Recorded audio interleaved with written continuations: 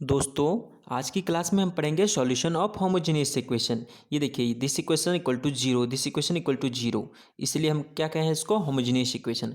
तो क्वेश्चन है कि the value of Q for which the following set of linear algebraic equation can have non trivial solution. तो पहले हमें समझना होगा ट्रिवियल क्या होता है, नॉन ट्रिवियल क्या होता है। तो मैंने क्या करा कि एक्स इक्वल्स टू जीरो, ठीक है, ए कोई मैट्रिक्स है एक्स, और बी भी कोई मैट्रिक्स है जहाँ बी की वैल्यू क्या है, जीरो। बी तो यही होता था। तो मैंने ऑगमेंटेड मैट्रिक्स फॉर्म कर लिया, A is to B where B is zero. तो ये तो जीरो है, तो ये ए के इक्वल ही हुआ।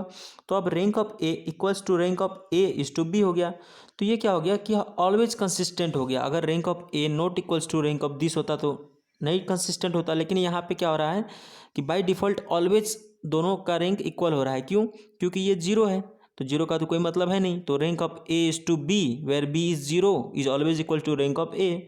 तो ऑलवेज कंसिस्टेंट सॉल्यूशन होगा। जब कंसिस्टेंट होगा तो यूनिक सॉल्यूशन होगा, इन्फिनिटी सॉल्यूशन होगा। होमोजेनियस के केस में जब होमोजेनियस इक्वेशन को सॉल्व करते हैं तो यूनिक सॉल्यूशन जो होती है हमारी, यूनिक सॉल्यूशन को ही हम ट्रिवियल सॉल्यूशन कह देते हैं, और इन्फिनिटी सॉल्यूशन को क्या कह देते हैं, नॉन ट्रिवियल सॉल्यूशन। चलिए हम समझते हैं एग्जाम्पल के थ्रू। तो जब आप ये ऑब्जर्व करेंगे, देखिए मेरा क्या मैट्रिक्स था, एक्स इक्वल टू जीरो, तो एक्स इक्वल टू क्या हो जाएगा, zero upon A, that is equals to zero. लेकिन जिसको हम अभी बता रहे थे ट्रिवियल सॉल्यूशन को, जब यूनिक सॉल्यूशन होता है उसी को हम क्या कहते हैं, जीरो सॉल्यूशन। कंफ्यूज नहीं होना है, उसी को हम जीरो सॉल्यूशन कहते हैं, ट्रिवियल सॉल्यूशन कहते हैं, यूनिक सॉल्यूशन कहते हैं, तीनों एक ही बात है। अब केस फर्स्ट आती है कि unique solution, trivial solution, zero solution होता क्या है। तो एक्स इक्वल्स टू क्या है, जीरो अपॉन ए। यहाँ देख पा रहे हैं X equal to zero upon ए।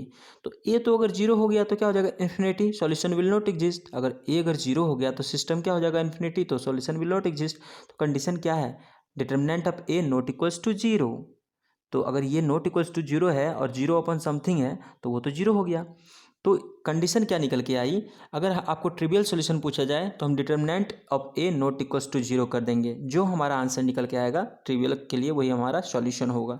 दूसरा केस क्या है, if determinant of A equals to zero हो जाता है, तब क्या हो जाता है, अगर डिटर्मिनेंट ऑफ किसी मैट्रिक्स ए का डिटर्मिनेंट अगर जीरो हो जाता है तो क्या हम देख पा रहे हैं कि वहाँ डिपेंडेंसी क्रिएट हो रही है। डिपेंडेंसी क्रिएट होने से क्या होता है कि रो का रो से रिलेशन बन जाता है, जिससे हम कि लीनियर कम्बिनेशन लगा करके हम रो को एक दूसरे से सब्ट्रैक्ट और ऐड कर करके डिपेंडेंसी चेक करते हैं। तो उस केस में क्या होता है, number of non zero row less than क्या हो जाता है, number of variables. Number of variables क्या होता है, नंबर ऑफ जो मैट्रिक्स हम ऑब्जर्व करते हैं 3x3, उसमें जितने रो होते हैं वो क्या हो गया, नंबर ऑफ वेरिएबल्स। लेकिन क्या नंबर ऑफ नॉन जीरो रो, ये तो क्या हो सकते हैं, मैक्सिमम से मैक्सिमम नंबर ऑफ वेरिएबल्स के इक्वल हो सकते हैं, नंबर ऑफ रो के इक्वल हो सकते हैं, या तो उससे क्या हो सकते हैं, कम हो सकते हैं। कब हो जाएंगे कम, जब यहाँ डिपेंडेंसी की केस हो जाएगी तो इन्फिनिटी सॉल्यूशन होगी। इसको ही हम क्या बोलते हैं, non trivial solution and non zero solution. ठीक है, चलिए हम क्वेश्चन करते हैं। हमारा क्वेश्चन क्या था, जो ये लीनियर इक्वेशन थी, कहा था क्या कि ये देखिए क्या कहा है, हैव नॉन ट्रिवियल सॉल्यूशन। तो चलते हैं हम क्वेश्चन पे। नॉन ट्रिवियल के लिए क्या करना होता है, आप देखो केस सेकंड में क्या आ रहा है हमारा, non trivial. Non trivial solutions non zero solution कहता, तो मेरा आंसर यही होता कि number of non zero rose less than number of variables. ये सब एक ही कंडीशन है। तो नॉन ट्रिवियल सॉल्यूशन मुझसे पूछा है तो मैंने क्या किया, इस इक्वेशन का मैंने डिटर्मिनेंट बना लिया। अब नॉन ट्रिवियल सॉल्यूशन में क्या होता है, determinant of A equals to zero. A क्या होता है, कोफिशिएंट ऑफ दिस 3q2, देखिए 2 लिख दिया, 3 लिख दिया, 6 लिख दिया, q लिख दिया। अब इसका मैंने क्या डिटर्मिनेंट ले लिया, डिटर्मिनेंट ऑफ ए क्या कर दिया, जीरो।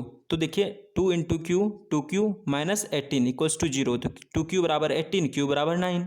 तो q की वैल्यू जब 9 होगी तो जो सिस्टम ऑफ इक्वेशन है होमोजेनियस, उसकी क्या होगी, q की वैल्यू 9 के लिए नॉन ट्रिवियल सॉल्यूशन आएगी। आई थिंक आप लोगों को समझ में आया है। अगर समझ में आया तो लाइक कीजिए, शेयर कीजिए, सब्सक्राइब कीजिए। Thank you.